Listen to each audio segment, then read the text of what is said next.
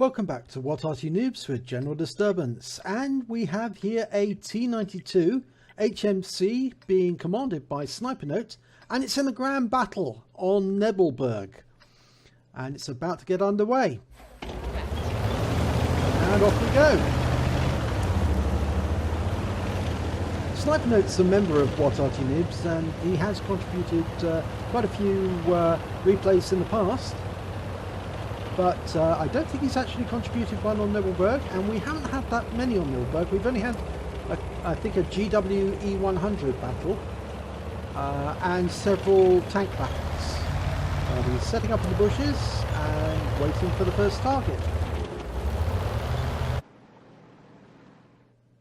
Little known fact about the T92, which was otherwise known as King Kong. They tried to build this SPG originally using a M4 chassis, but they found the 240mm gun was just so heavy it could not cope with the weight. So in the end they actually ended up making it on a T26E3 chassis. Oh, good shot there. 223 hit points on the E50. And he's got some stun assist, but he knocked over a tree as he did so, so probably advisable for him to move laterally. He did do that, just in case he gets countered. So when they actually used this T26E3, they actually had to lengthen the chassis a little bit longer, and they stuck an extra road wheel in, and that seemed to cope with the weight.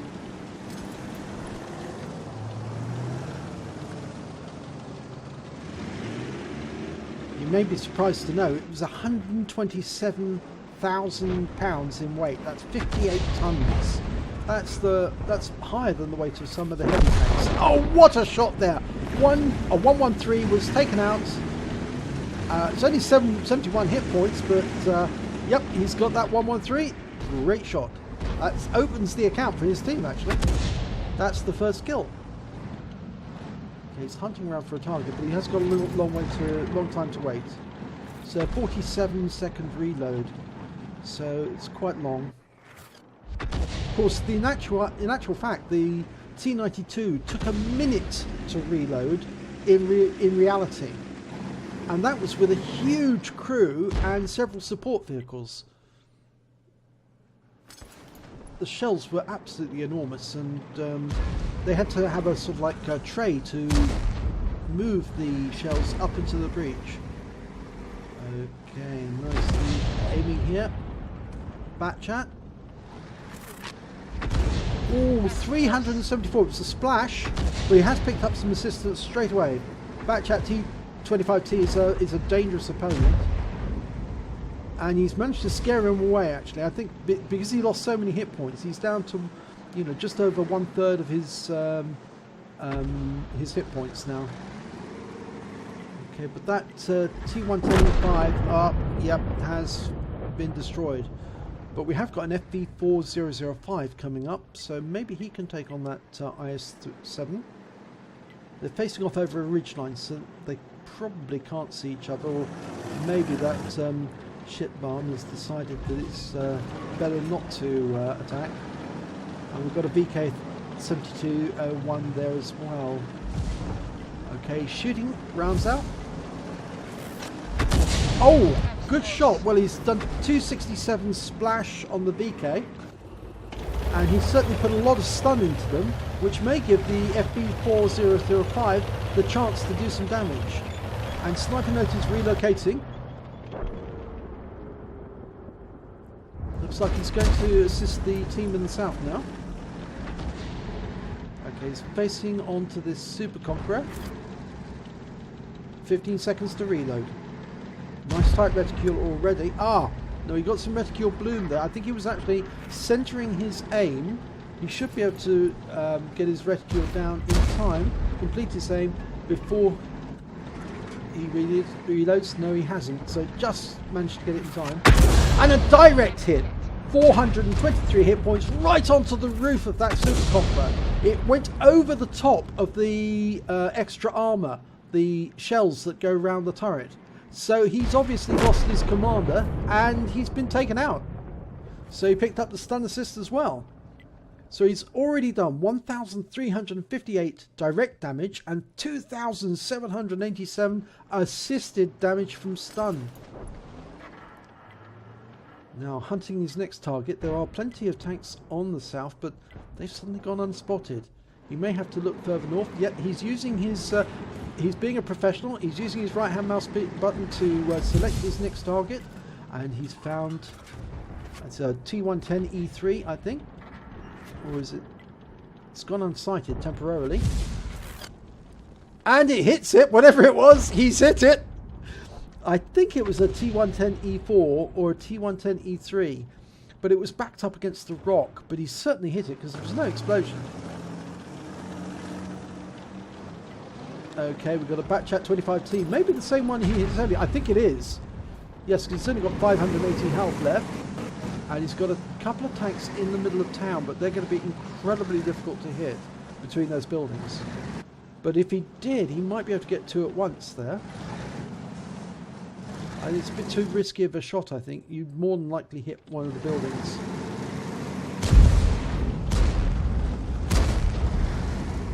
Yeah, no, that is going to be a really difficult one.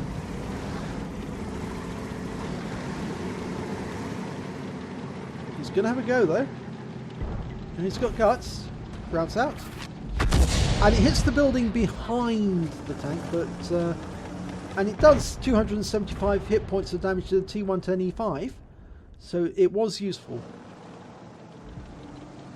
Okay, that VK72R1, the one he hit earlier, still up on top of the hill.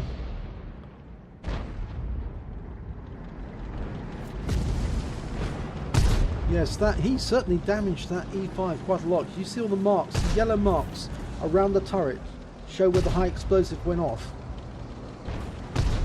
I think it's more than likely he's taken out either the gunner or the commander. It's going to diminish that tank's effectiveness. Okay, he's looking at Centurion AX, which is going around the other side of that building, but he's loaded and ready to shoot, but there's no targets that he can fire at. And this is going to go for the 7201. He got reticule bloom there again. He was centering his aim. And it's tracked. Rounds out. Direct hit! 448 hit points. And it looks like it hit the gun manlet as well. You can see the yellow mark on the gun manlet. Okay, IS-7. Tough tanks to destroy. But with the application of enough high explosive, you can do wonders. He's only got 8 rounds left. Still quite a few of the enemy to destroy, but they are doing quite well.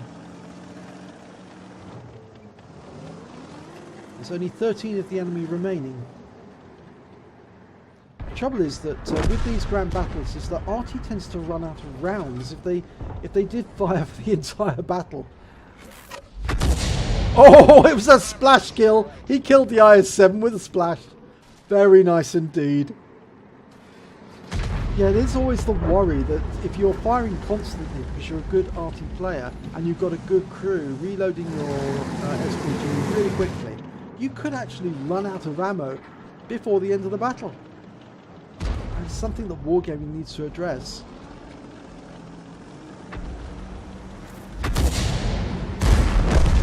We've lost a few tanks in the town. T110E3 didn't last very long when it was up against the Batchat. That's why these Batchats are real problems, because the autoloader, they've only got a limited amount of ammunition, but when they apply it properly, they can be devastating. There's a good distance between that Batchat and sniping net, so I don't think he has to worry about that, but a few tanks in the way. Now that will be an incredibly difficult shot because he's shooting between a very narrow gap. Best wait until that T110E5 comes around the corner and then he can get it directly. Oh, he's centered his aim again, suffered from reticule bloom.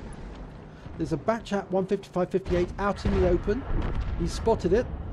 Yes, it's relocating. Now, unfortunately, there's such a leading shot, I think it would be difficult. He's such a long distance away, it'd be quite a flight time. 7 rounds of ammo left.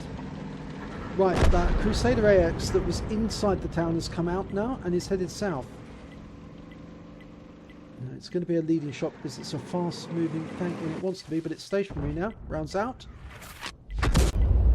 He indicated where he was targeting, but yeah, I think it probably would be better for him to relocate far to the east as he can to avoid being hunted down by that Centurion. Just in case the Centurion makes it past that T57. Looks like they've also broken through on the east flank and they're sweeping up the other side. There's still a 3 tank advantage, but there's 8 enemy remaining. Scratch that, there's 7 enemy remaining. Yeah, it's a wise choice to actually do this. You should never be afraid to relocate right in the middle of the battle if you feel that you are threatened by an enemy thrust. After all, Arty's probably the only player on the battlefield who is fully aware of the tactical moves that are actually going on, because they can see that we can pay more attention to the minimap when we're hunting our targets, so we can see what the enemy is doing. Tanks tend to ignore their minimap altogether, because they sometimes minimise it so much that it really becomes irrelevant. Object 140, but no, he's not going to go after that. Not yet, at least.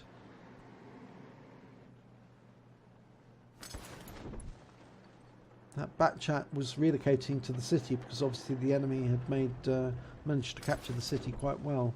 There's 3 minutes 20 seconds left on the clock. Okay, he is going to go after that object 140. But he's trying to get... he's aiming ahead of where he thinks it's going to go, but he got struck by the Arty and therefore it's pulling back. Okay, now it's stopped, rounds out. He might get a splash. Oh, he did! 337 hit points, 2 critical hits, and some track assist as well. He must have tracked it. That's great news. And it's been taken out. It was taken out by the IS-4. That means there are only 3 tanks from winning, with nearly 2.5 minutes to go. Again, he's relocating. Good idea to get away from as far away from the enemy as you can. Of course, that does also mean that the flight time of the shells has been increased. That 7201 has come way south. In fact, it actually has come almost to where he was located at the start of the battle. I'm not sure he was actually hunting Sniper Note down with a vengeance in his mind, but I think that's that might have been the case if Sniper Note had remained where he was. Now he can be a great help to his team. That Object 261 also needs to be careful because he might be within sight of the 7201. He's fired around him behind that rock just in case the 7201 was hiding to try and get a draw. No, they've got a victory. They've managed to cap out. And let's have a look at the end of battle stats. And it's a first class tanker for Sniper Note in the T92 HMC. He also picked up a Bruiser medal for scoring at least 5 critical hits, crew incapacitations or module damage. He picked up 10 bonds from that battle. If we look at the team scores, he came 6th on the amount of damage, 3,145 hit points. He managed to come joint 2nd when it came to kills with 2. And he came 3rd when it came to base XP of 931. He fired only 12 rounds. He got 3 direct hits, 3 penetration, 10 splash, damage of 3,145 hit points, all at more than 300 meters. He damaged 9 enemy vehicles, destroyed 2. Damage due to his assistance was 288. Damage due to his stun was 2,787 and 11 stuns in total. On a standard account, he earned 46,533 credits. He also picked up a personal reserves bonus of 11,634 credits, bringing his total to 58,166. But because ammunition on the T92 is rather expensive, he only took away 28,166 credits in total. But that's better than some vehicles. If you'd used premium ammunition, you would have probably taken away a loss. He received 931 base XP, but it's ×2 for the first victory of the day and a personal reserves bonus of 931, and he takes away 2,793 experience points in total. So well done, Sniper Note. Good battle. It's nice to see a T92 being used effectively on Nebelburg, and hopefully we'll see more battles with this SPG in the future. If you enjoyed this replay, please do give it a like and do subscribe to our channel, which is run for the benefit of the members, and hopefully I'll see you in the next replay.